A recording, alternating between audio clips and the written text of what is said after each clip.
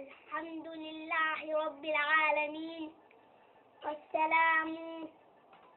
والسلام عليكم ورحمة الله وبركاته.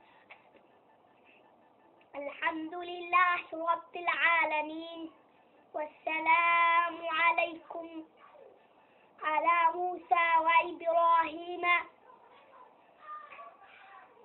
فقال سيدنا عمر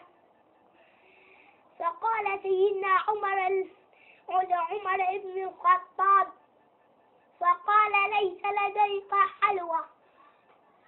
فقال: حين مصروفي جوزة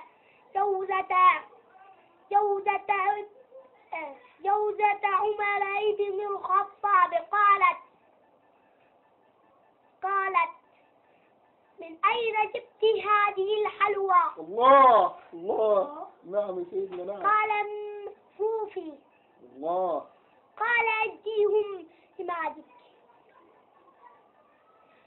فأعطيك نقودا لا تشتري من غير نقودا، فخذي نقودا مني أنا. قال سيدنا عمر عليه السلام، قال لعمر بن الخطاب: لأين جبت هذه الحلوى؟